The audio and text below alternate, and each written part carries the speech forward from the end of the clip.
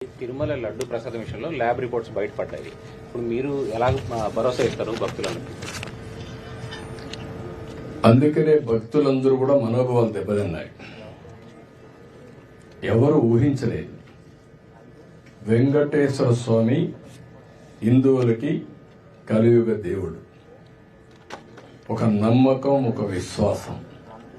అందుకని ఎప్పుడు కూడా అందరూ నమ్మేది, ఎవరైనా వెంకటేశ్వర స్వామికి అపచారం తలపెడితే నెక్స్ట్ జన్మలో కాదు ఈ జన్మలోనే పనిష్మెంట్ ఇస్తాడని.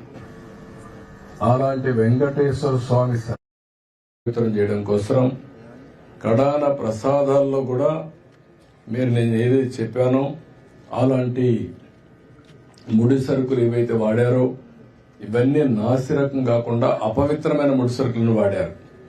ఆ విషయమే ఈరోజు టీటీడీ కూడా ఎంక్వైరీ చేసినప్పుడు, టెస్టులు చేసినప్పుడు బయటపడిన వాస్తవాలివి. ఇలాంటి దుర్మార్గుల్ని ఏం చేయాలో నాకైతే అర్థం కావడం లేదు. ఓసారి బాధ, ఆవేదన ఉంటుంది. కక్కుర్తికి కూడా అద్దులుంటాయి. కక్కుర్తి కూడా అద్దులు లేకుండా ప్రవర్తించి అంటే మేము ఏమైనా చేస్తాం అనే అహంభావంతో ముందుకు పోయారు. అందువల్లనే ఇలాంటి సమస్యలన్నీ వచ్చాయి.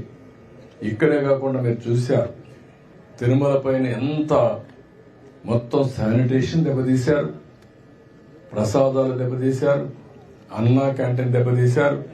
కడాన వెంకటేశ్వర స్వామిని తీసుకుపోయి పెళ్లిళ్లు పేరంటాలుంటే అక్కడ కూడా ఊరేగించే పరిస్థితికి వచ్చారు. నేను ఆ రోజు కూడా తప్పు పట్టాను. రాజకీయ ప్రయోజనాల కోసం ఒక వెంకటేశ్వర స్వామిని వాడుకోవడం కరెక్ట్ కాదు. ప్రజలందరూ కూడా, హిందువులందరూ కూడా జీవితంలో ఒక్కసారైనా వెంకటేశ్వర స్వామి దగ్గర రావాలి, దర్శనం చేసుకోవాలి, అదే మరి వారి కోరికలని చెప్పుకోవాలని చెప్పి వస్తారు.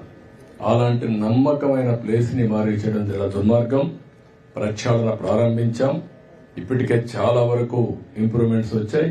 దీన్ని లాజికల్ గా తీసుకెళ్తాం. ఏవైతే మాకు ఆధారాలు దొరికితే అలాంటి వాళ్ళపైన కఠినమైన చర్యలు కూడా ఉంటాయి. ఎవరైనా సరే తప్పు చేస్తే శిక్షించాల్సిందే. దానికి కూడా దోహదం. ఇంటి వద్ద తిరుమల సెట్ వేసి చాలా విన్యాసాలు చేశారు. విన్యాసాలు చేసి పైశాచిక ఆనందాలు పొందారు. అందుకే నేను చెప్పింది ఏంటంటే ఈ రోజే కాదు, చాలా రోజులు భక్తులందరూ మనోభావాలు దెబ్బతిని చాలా మంది చాలా విధాలుగా బాధపడ్డారు.